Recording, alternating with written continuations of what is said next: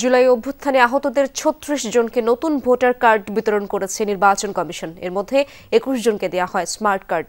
সকালে আগারগাঁওয়ে জাতীয় চক্ষু বিজ্ঞান ইনস্টিটিউটে চিকিৎসাধীন ৩৬ জনের হাতে কার্ড তুলে দেন ইসির সিনিয়র সচিব আক্তার আহমেদ। এখন তো জীবাণুদের থেকে বাঁচালে সারাদিনকে বাঁচাবে ডেটল বাঁচাবে। ডেটল দেয় জীবাণুর বিরুদ্ধে ১২ ঘন্টার সুরক্ষা বলয়। সুরক্ষার বিশ্বাস থাকুক দিনভর। এ সময় উপস্থিত ছিলেন এনআইডির মহাপরিচালক সহ চক্ষু বিজ্ঞান ইনস্টিটিউটের কর্মকর্তারা। এর আগে হাসপাতাল থেকেই আহতদের তথ্য এবং বায়োমেট্রিক সংগ্রহ করা হয়েছে। কার্ডপ্রাপ্তদের মধ্যে ১৮ বছরের ঊর্ধ্বে ২১ জনকে দেওয়া হয় স্মার্ট কার্ড। সেই তালিকায় নতুন ভোটার ১৪ জন।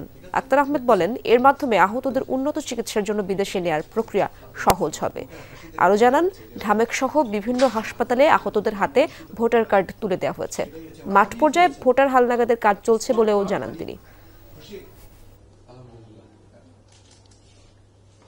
এনআইডি কার্যক্রম বা এনআইডি কার্ড রিলেটেড বিষয়টা আমাদের কাছে কাজে আমরা মনে করেছি যে এটা আমাদের নৈতিক অবস্থান থেকে এদেরকে আমরা এসে কার্ডটা তথ্যটা নিব এবং কার্ডটা পৌঁছে দিব। জুলাই আন্দোলনে যারা আমাদের কৃতিত্বের অধিকারী তাদেরকে আমাদের আজকের এই ছোট্ট উপহার।